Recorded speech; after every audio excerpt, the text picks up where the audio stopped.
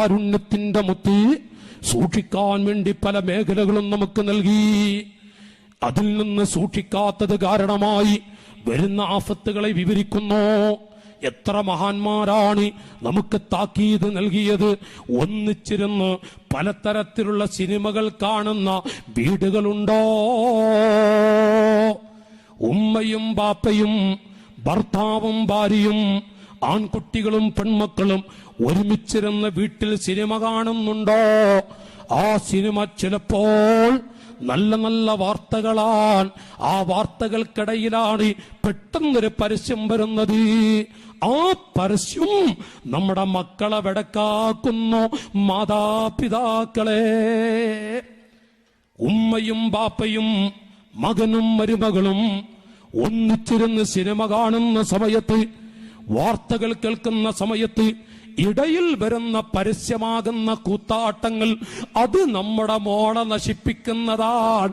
ഉമ്മാ, നമ്മുടെ മക്കളെ വ്യഭിചാരികളാക്കി കളയുന്നതിന്റെ ആമുഖമാണ് ഉമ്മാ.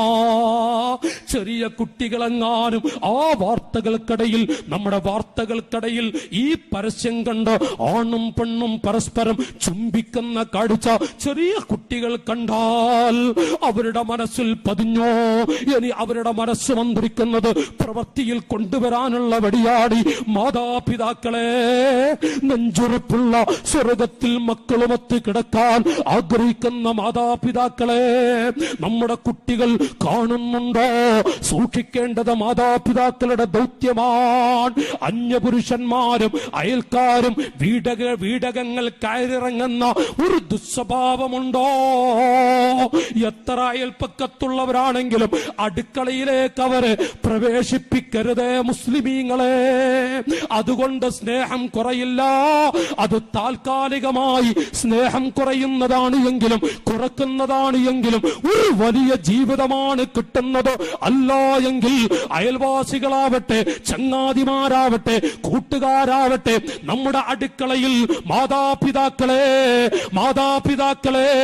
18ഉം 20 വയസ്സുള്ള പെൺകുട്ടികളുണ്ടോ അടുക്കളയിൽ? ആ അടുക്കളയിലേക്ക് അയൽപ്പക്കത്തുള്ളവര് ഏറ്റവും അടുത്ത വീട്ടുകാരാണെങ്കിലും ആൺകുട്ടികളെ ഈ അടുക്കളയിലേക്ക് വിട്ടുപോകരുത്. മാതാപിതാക്കൾക്ക് വല്ലാത്ത സുട്ട ലഭിക്കും. ആ പെൺകുട്ടിയെങ്ങാനും ഈ ആൺകുട്ടിയും പെൺകുട്ടിയും വേണ്ടാത്ത ചിന്തകളിലേക്ക് പോയാൽ അല്ലാഹു തആല നിസ്കാരത്താമ്പ് വെച്ച മാതാപിതാക്കളാണെങ്കിലും പടച്ചറപ്പവരെ വിടില്ല. 10 വിരലുകൾ മാതാപിതാക്കൾ കടിക്കേണ്ടി വരും. അയൽവാസികളിൽപ്പെട്ട ആളുകളെ പോലും അടുക്കളയിലേക്ക് പ്രവേശിപ്പിക്കരുത്. മുഹമ്മദ് മുസ്തഫ റസൂലുള്ളാഹി പറയാ, ഉറക്കെ ചൊല്ലി മുഹമ്മദുർ റസൂലുള്ളാഹ്.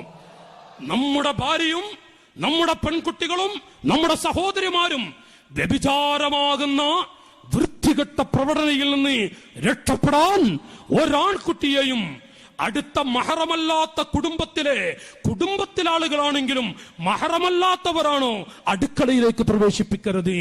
ഖാല റസൂലുള്ളാഹി. കുടുംബത്തിൽപ്പെട്ടവരാണെങ്കിലും അടുക്കളയിലേക്ക് പ്രവേശിപ്പിക്കുന്നത് ശ്രദ്ധിക്കണമെന്ന് പഠിപ്പിച്ചു പോയ ദീനുൽ ഇസ്ലാം. സ്വന്തം മകളുടെയും സഹോദരിമാരുടെയും ശരീരവണ്ണം തയ്യൽക്കാരനെ കൊണ്ട് എടുപ്പിക്കുന്ന മാതാപിതാക്കളെ, നിങ്ങളുടെ പ്രായപൂർത്തിയെത്തിയ പെൺകുട്ടിക്ക് ടൈലർ ഷാപ്പിൽ ചെന്നുകൊണ്ട് ആണുങ്ങളെ കൊണ്ട് അവിടുന്ന് അളവെടുക്കുന്ന മാതാപിതാക്കളെ, പുരുഷന്മാർ തയ്യൽ നടത്തുന്ന തയ്യൽ മെഷീൻ തയ്യൽ കടയിൽ പ്രായപൂർത്തിയെത്തിയ പെൺകുട്ടികളെ പറഞ്ഞയച്ച് ആണുങ്ങളെ കൊണ്ട് അവരുടെ വണ്ണവും മറ്റും അളക്കാൻ അവസരം ഉണ്ടാക്കിക്കൊടുത്ത മാതാപിതാക്കളെ, 10 വിരലുകൾ ഇവിടെ കടിച്ചിട്ടല്ലാതെ നിങ്ങൾ മരിക്കൂല. ഇസ്രാഫീലിന്റെ ഊത്തുവരെ ഖബറാകുന്ന ആ മണ്ണറ അദാബാടി നരകമാണ്. അല്ലാഹു കാക്കുമാറാവട്ടെ.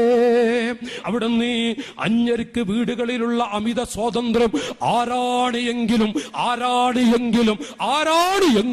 അന്യൊരുത്തനാണോ അവർക്ക് വീടുകളിൽ അമിത സ്വാതന്ത്ര്യം കൊടുത്തു പോകരുത്.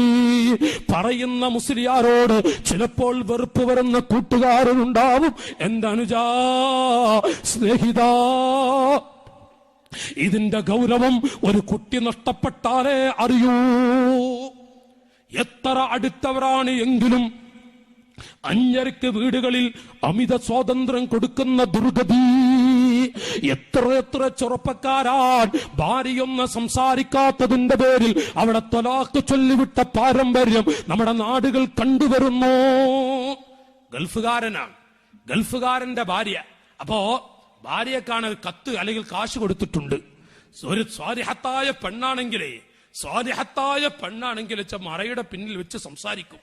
ഗൾഫുകാരന്റെ ഭർത്താവിന്റെ കൂട്ടുകാരനാ വന്നു കാര്യമായി നല്ല സൽക്കരിക്കലോ ഇരുത്തലോ ഒരു കാര്യമായ സംസാരം ഇല്ലെങ്കിലേ, എടോ ഞാൻ നിന്റെ വീട്ടിലൊക്കെ പോയടോ, അവിടെ എന്താ പള്ളിക്കാട്ട് പോയ പോലെ നിന്റെ പെണ്ണുങ്ങൾ അപ്പുറത്ത് നിന്നിട്ട് നിന്റെ ഉമ്മ അപ്പുറത്ത് നിന്നിട്ട് ഒന്ന് എല്ലാവർക്കും സംസാരിച്ചൂടെ? അപ്പം തോന്നിപ്പോകും, ഈ ഗൾഫുകാരൻ തോന്നിപ്പോ ഇത് വല്ലാത്ത മനുഷ്യ.